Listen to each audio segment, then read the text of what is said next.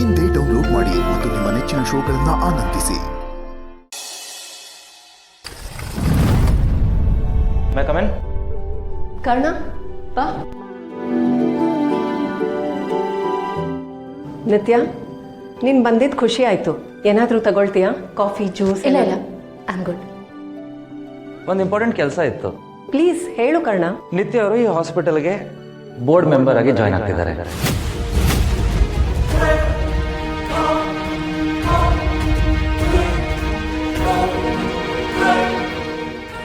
She is really capable. ಅದಕ್ಕೆ ನಿರ್ಧಾರ ತಗೊಂಡಿರೋದು. ನಿಮಗೆ ಇನ್ಫಾರ್ಮ್ ಮಾಡೋಣ ಅಂತ ಬಂದೆ. ಕರ್ಣ, ಒಂದು ನಿಮಿಷ. ಆದರೆ ಕರ್ಣ,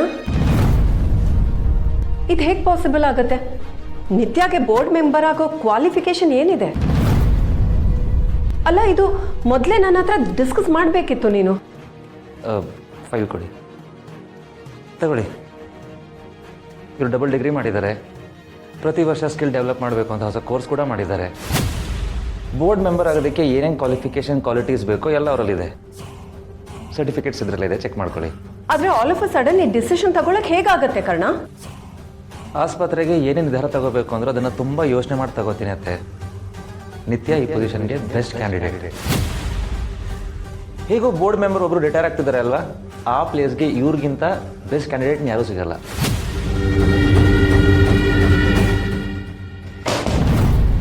ಇದನ್ನ ನಾವು ಬೋರ್ಡ್ ಮೀಟಿಂಗಲ್ಲಿ ಡಿಸ್ಕಸ್ ಮಾಡ್ಬೋದಾಗಿತ್ತಲ್ವಾ ಕರ್ಣ? ನೀನು ಸಡನ್ಲಿ ಒಬ್ಬನೇ ಡಿಸಿಷನ್ ತಗೊಂಡ್ರೆ ಹೇಗೆ?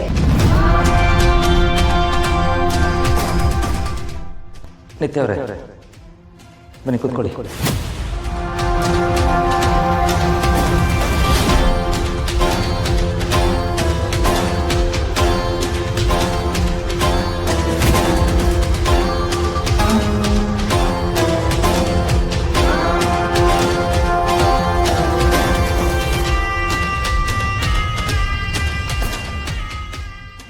ನಿತ್ಯ ಅವರೇ, ನೀವೇನು ಮುಂದೆ as member of board appoint ಆಗಿದ್ದೀರಾ. ಈ ಹಾಸ್ಪಿಟಲ್ ಓನರ್ ಆಗಿ ಏನು ನಿರ್ಧಾರ ತಗೋಬೇಕು ಅಂತ ನನಗೆ ಗೊತ್ತಿದೆ, ತಗೊಂಡಿದ್ದೀನಿ. Congratulations, welcome on board.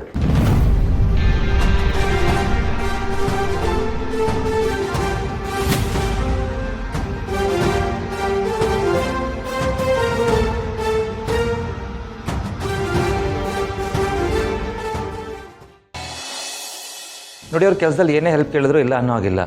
ಅವ್ರಿಗೆ ಸ್ಪೆಷಲ್ ವಾರ್ಡ್ ಎಲ್ಲಿದೆ, ನರ್ಸರಿ ಎಲ್ಲಿದೆ, ಕಾಲೇಜಲ್ಲಿದೆ ಎಲ್ಲ ತೋರಿಸ್ಕೊಡಿ. ಅವ್ರ ಮೇಲೆ ಬೋರ್ಡ್ ಮೆಂಬರ್ ಆಗಿರ್ತಾರೆ.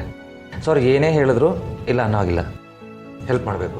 ಆಯ್ತು ಸರ್, ನೀವು ಹೇಳಿರೋದನ್ನ ಖಂಡಿತ ಚಾಚು ತಪ್ಪದೆ ಮಾಡ್ತೀವಿ ಸರ್. Thank you. ಅಕ್ಕ, ಕಂಗ್ರ್ಯಾಚುಲೇಷನ್ಸ್ ಕಣಕ್ಕ. ನಮ್ಮ ಹಾಸ್ಪಿಟಲ್ಗೆ ನೀನು ಬೋರ್ಡ್ ಮೆಂಬರ್ ಆಗಿ ಅಪಾಯಿಂಟ್ ಆಗಿರೋದು ನಂಗೆ ತುಂಬಾ ಅಂದ್ರೆ ತುಂಬಾ ಖುಷಿ ಆಗ್ತಿದೆ. ಕೈ ಕೊಡು. Congratulations. Thank you sir, thank you so much.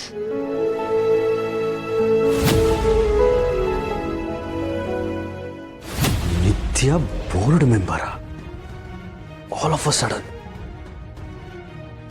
ಈ ಕರ್ಣ ಬೇಕಾ ಬಿಟ್ಟು ಡಿಸಿಷನ್ ತಗೊಂತಿದ್ದಾನ? ಅತ್ತೆಗೆ ಈ ವಿಷಯ ಗೊತ್ತಿರಬೇಕಲ್ಲ, ಅವ್ರು ಯಾಕೆ ನಂಗೆ ಹೇಳಿಲ್ಲ?